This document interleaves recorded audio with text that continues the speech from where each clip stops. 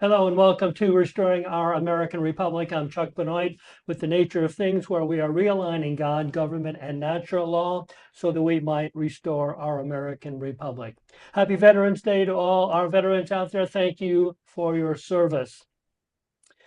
We've been discussing the importance of conversation in today's political climate. If we were to use Charlie Kirk's model regarding conversation, we would be remiss if we didn't talk about conversation with God. The Bible talks about praying without ceasing and even praying for our enemies. Both of these ideas are difficult to put into practice for several reasons. Many of us feel that prayer is less practical than our actions. But the Bible suggests otherwise. It tells us that God is very much in control, but he has given mankind certain responsibilities that he, God, will not negate. He is looking for a people who want to honor him above all else, and he blesses a nation or confounds a nation based on the direction of the heart of that nation. Alexis de Tocqueville said it this way. He said, America is great because America is good, and if America ever ceases to be good, she will cease to be great. You might ask, well, how can the richest nation in the world be trillions of dollars in debt? And a possible answer to that is that nation has ceased to be good. It wouldn't take much for the richest nation in the world to get our debt, get out of that debt, because we have the resources, and all we really need is to get rid of the obstacles. And that's where prayer comes in. As long as we think it's our responsibility to attack our national problems politically alone, we will continue to be frustrated. We must lead with God in our private moments to be powerful to the pulling down of strongholds in our public ones. So while we're trying to dialogue with our opponents, let's bring God into the conversation. So with that, I would like to welcome Robin Lumb to our podcast this morning. Good morning, Robin.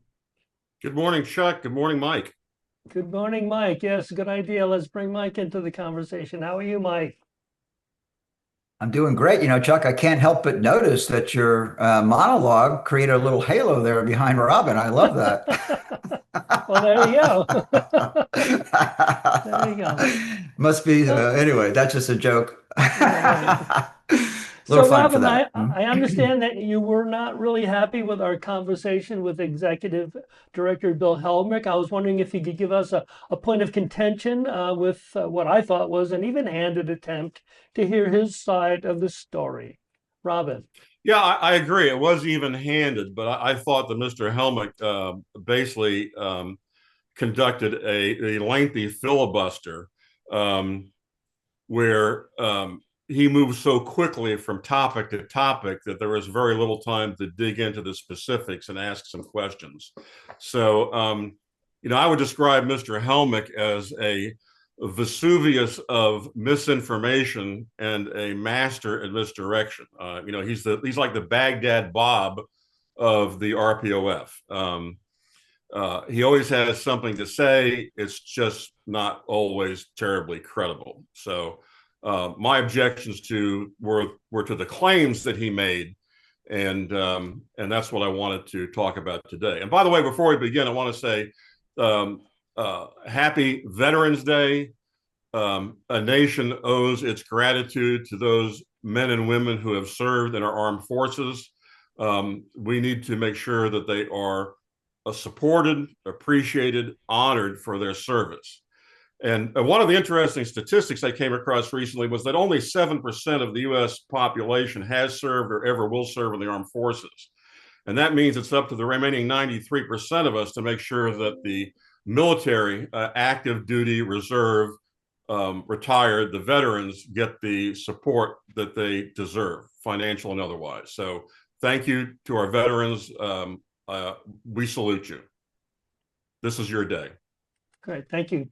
One of the comments you made was that you felt like the RPOF deliberately presented a false interpretation of a Florida statute under which it claims to literally own the word Republican. Could you possibly explain why? Well, there are a lot of things that I thought that Mr. Helmick said that were disingenuous and misleading. And he was towing the party line. So he is basically the spokesman for Evan Power and the RPOF, and he's going to say whatever the RPOF is telling him to say, that he feels obligated to say. So I had 5 primary areas that where I wanted to address his misleading claims. The first one has to do with his claim that REC members that are removed from local Republican executive committees receive some form of due process through what he calls a grievance process. The second thing is his claim that the term Republican is the official property of the RPOF and is in effect, under Florida law, trademarked to the RPOF. The third is his claim that the FRA has some sort of affirmative duty to charter with the RPOF, and that's a non-starter. The fourth being that the FRA refuses to talk with the RPOF regarding the differences it has with the RPOF. And finally, that the FRA is some kind of black hole regarding its finances, which is a ridiculous claim. So let me go back to number one. Helmut claims that there is this process in place, which is true under the RPOF's rules of procedure. It's called the grievance process. So if somebody in a local REC believes that a member of the REC has violated their oath or is in violation of party rules, they can file a grievance with the Republican Party of Florida, which is then heard by its grievance committee.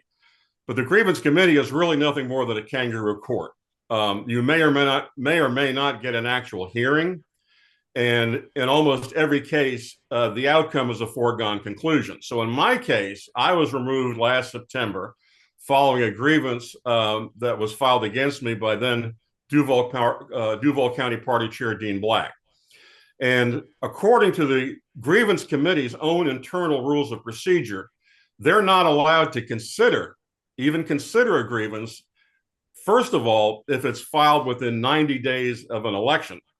And secondly, if litigation has been threatened or is about to occur. So in my case, I was on the ballot to be reelected as precinct committee man last August in the Republican primary election. And if they had followed their own rules, they would not have been able to consider the grievance until 90 days after the November election. But they waived that rule.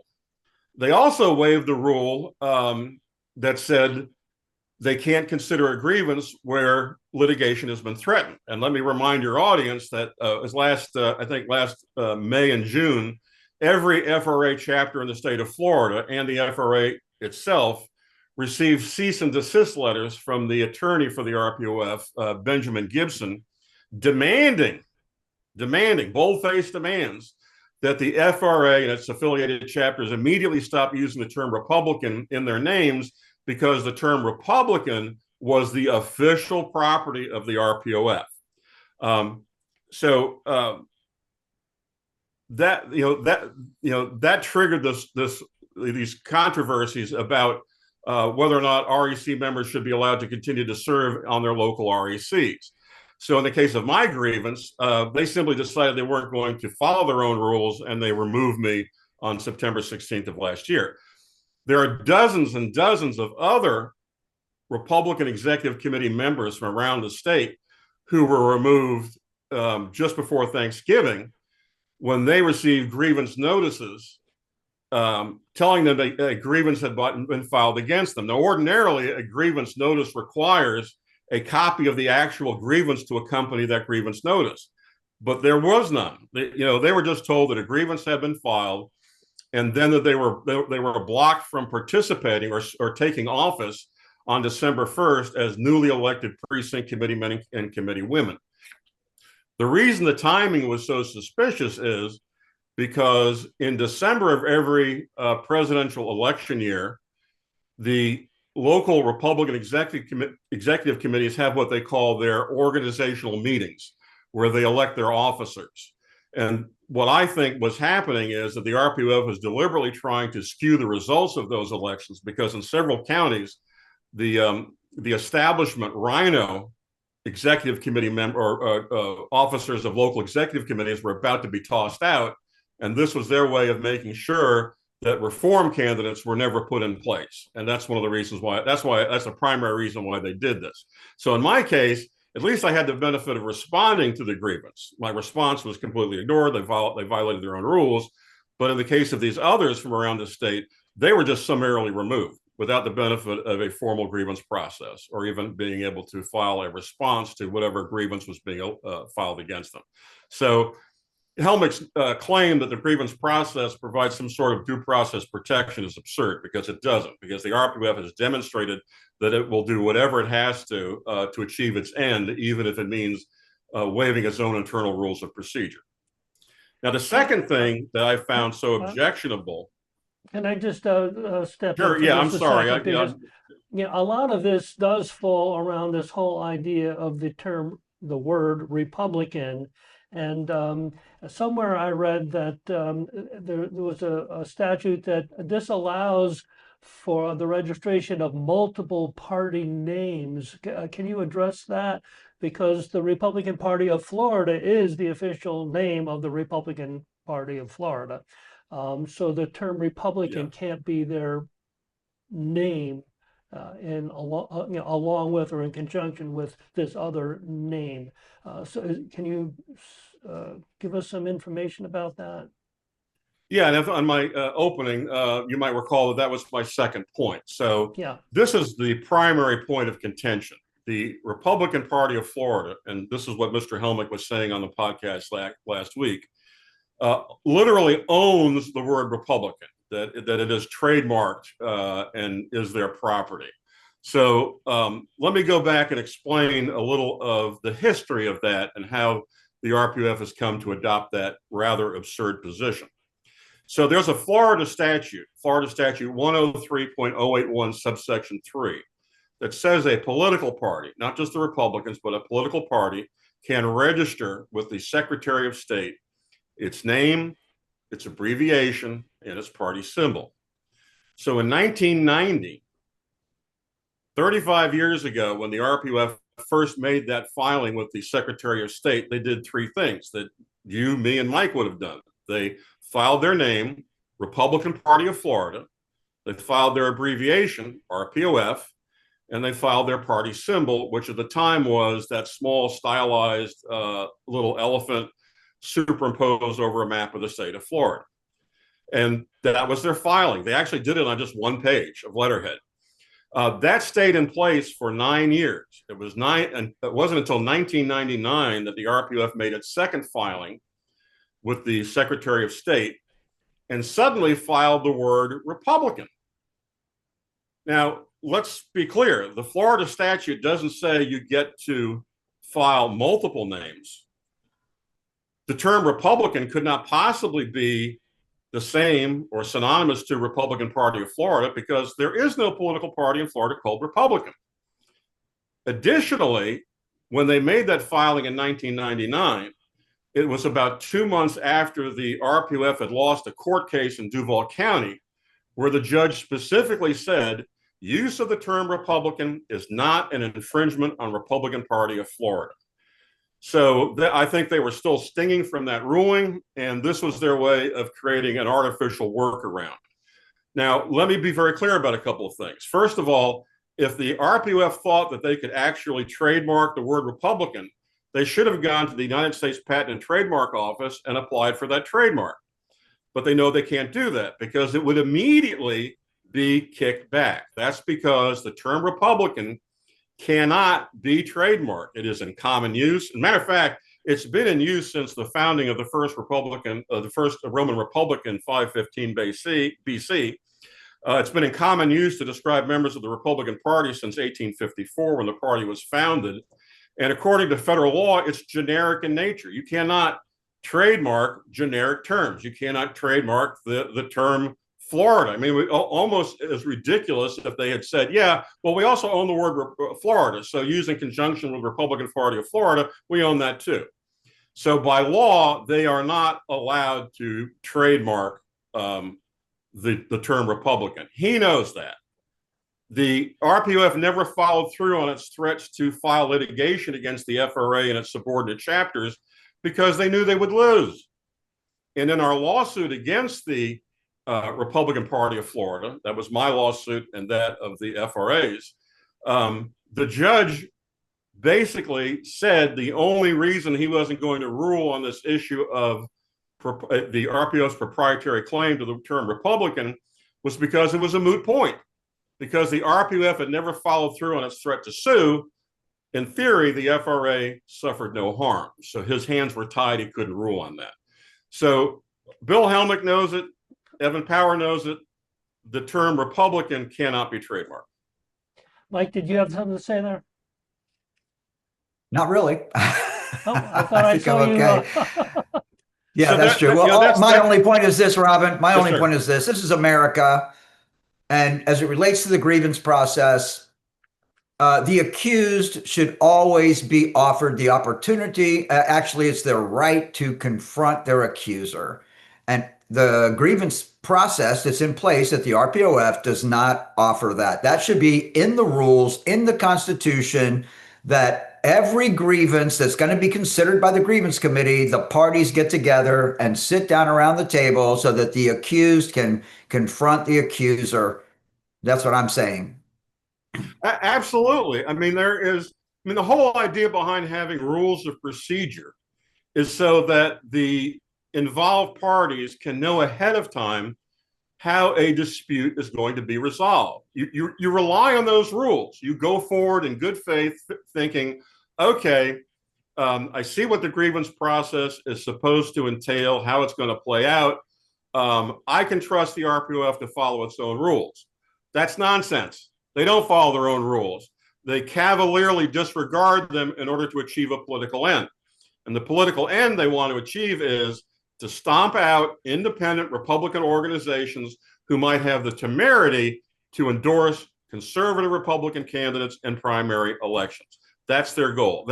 They want to assert hegemonic control over Republican Party politics in Florida.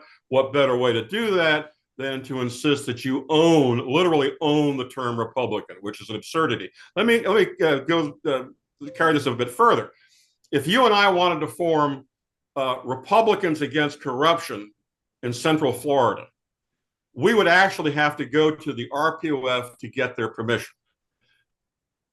We live in the United States of America. We're governed by a constitution that has certain First Amendment freedoms, freedom of free speech, freedom of association. Why would the RPOF think that it has the authority to insist that as supplicants, we come to the RPOF and literally have to beg for a charter? And let me tell you what the downside of a charter is. So you might get the charter, but in doing so, the FRA would have to give up all of its independence. It would be under the rule of the RPOF, and a charter can be revoked. This is in the RPOF's rules of procedure at any time, for any reason, without prior notice, at the sole discretion of the chairman. So imagine what would happen if we formed a group and got a charter from the RPOF, and suddenly we said, hey, you know what the real problem is? It's the RPOF and the RPOF's leadership. And we began criticizing them. How long do you think our charter would last? And what organization is going to invest time, money, and resources in building out a membership and infrastructure and websites and printing up material and doing all the other things you have to do to maintain a large political organization if you know that the rug can be pulled out from under you at any moment? It's just not good. It's impractical. And they know that. They know that. But of course, Mr. Helmick didn't bother to talk about that. He talks about this chartering process, which is antithetical to the very concept of what it means to be an independent political organization. So also, one of the other concerns is this whole idea of being a financial black hole.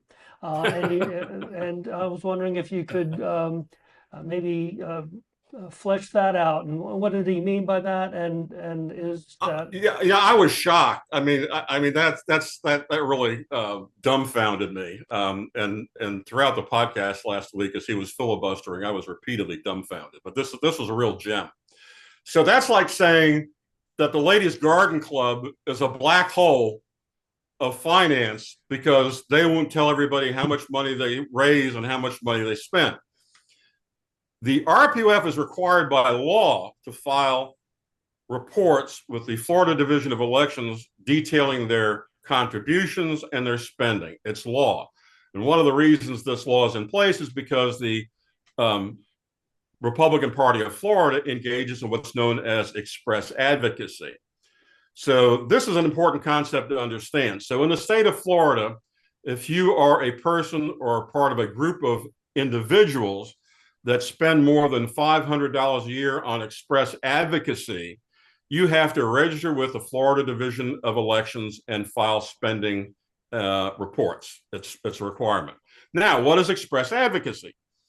Express advocacy is advocacy that uses certain trigger words, what they call magic words, like vote for, elect, reject, defeat, things like that. So if I said, if I published an ad that said we need to defeat Tommy Smith for county commissioner, that's express advocacy. Or if I published an ad that said we need to elect Sally Jones as county commissioner and we said vote for her, that is express advocacy. So what the FRA engages in, they do not engage in express advocacy. What the FRA does is they do endorsements. Endorsements are not express advocacy. So in the case of an endorsement, you just have to avoid the magic word. So you would say, the FRA is proud to endorse Michael Levine for State House of Representatives. We believe that Michael has all the important attributes of an effective legislator and is deserving of the endorsement of the FRA. Notice we don't use any of those magic trigger words in doing that. That is perfectly legal.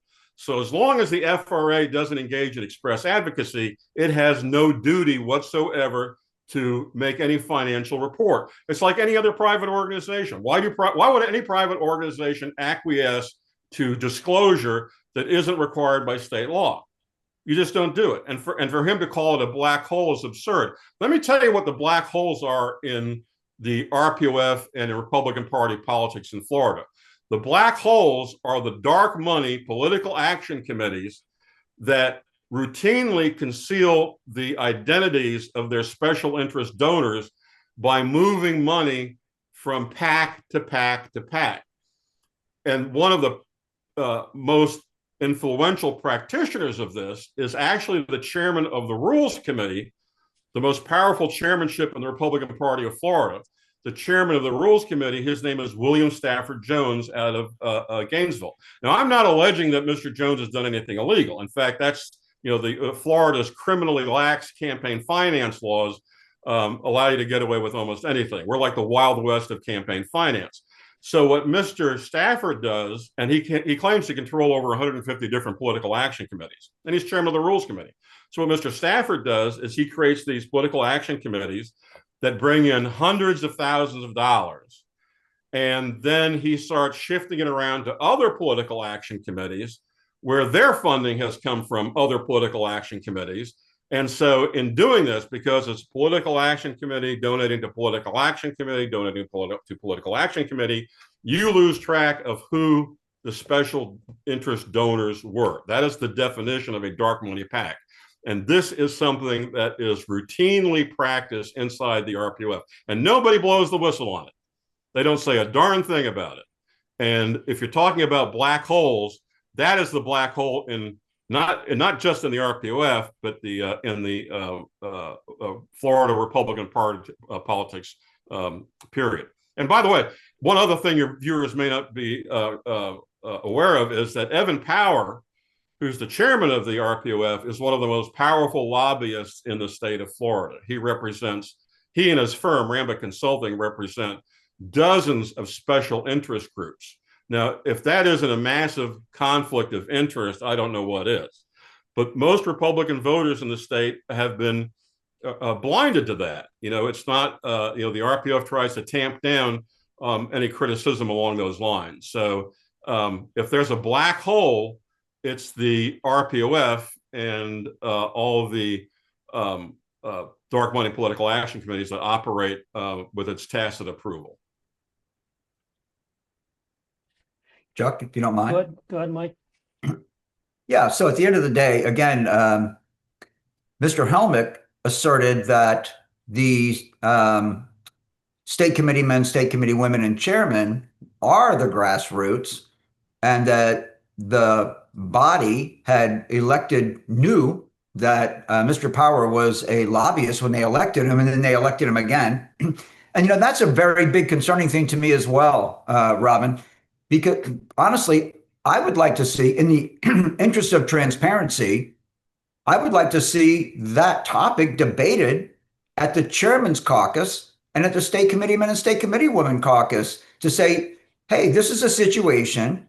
The public has expressed a concern about whether or not Mr. Power's role as a lobbyist is a conflict of interest.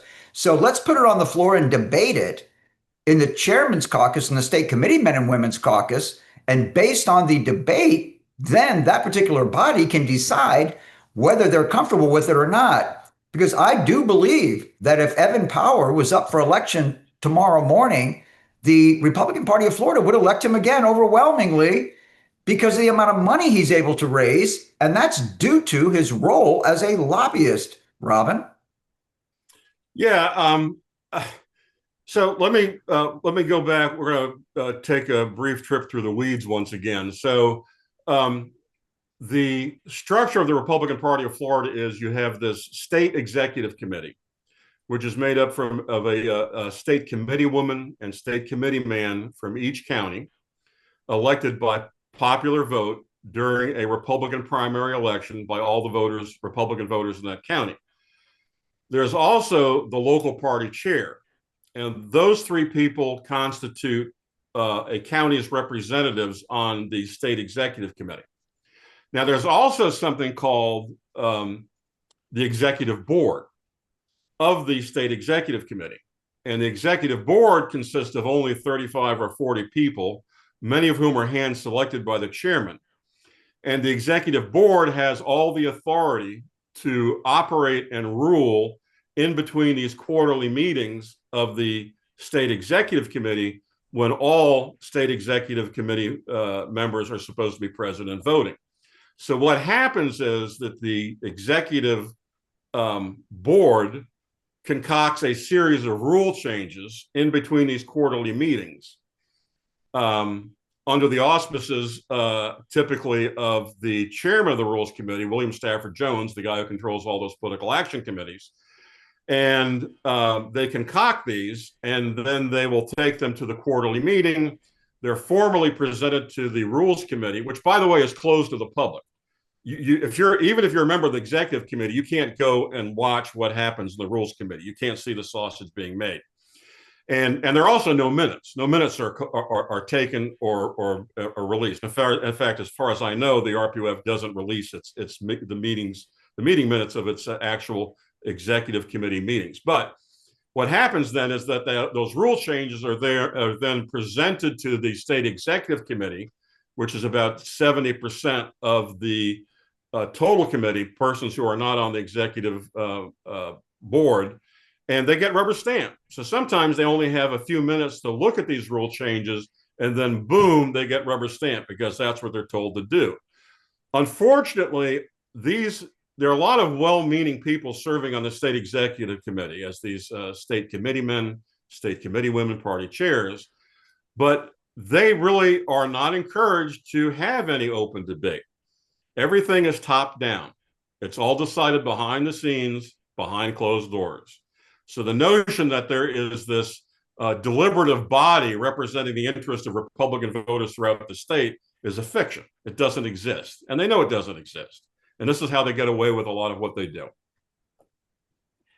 So Chuck, if you don't mind, so I would just like to close that part of the conversation by saying, if anyone in leadership at the Republican Party of Florida disagrees with what Mr. Lumb just laid out, then the way to demonstrate that Mr. Lumb is wrong would be to have a debate in the state committee man, state committee woman caucus and in the chairman's caucus as to whether or not Evan Power's role as a lobbyist is a conflict of interest. So I just challenge leadership at the RPOF to debate the subject in their various caucuses. Chuck. Yes, well, we are pretty much at the closing moments of our show. So, Robin, if you'd like to give some final remarks, and Mike, be prepared to do that as well. one of the things that Helmut, and by the way, if they ever had that debate at the RPOF, I'd be honored to participate and present a bona fide series of counter arguments, because a lot of people on that state executive committee are afraid to stand up and really voice their concerns, because they could wind up being bounced out of the state executive committee and the RPOF's controlling body.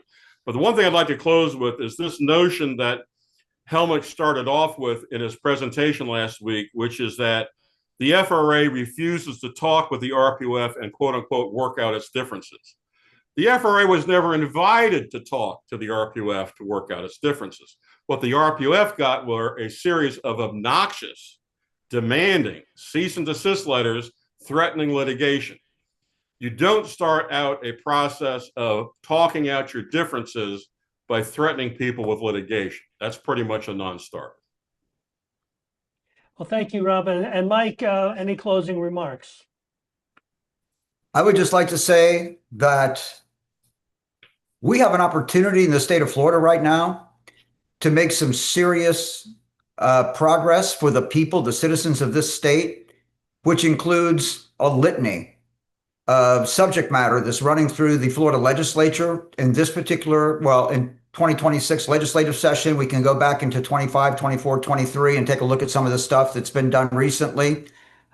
We have a gubernatorial election coming up real quick here. So my point would be that, you know, the political bantering back and forth actually just digs the hole deeper and deeper for all of us. And, you know, the Democrats are at least as bad about this as we are. That I told one time a body of Democrats that I was speaking in front of that the Republicans challenge our leadership and the Democrats don't.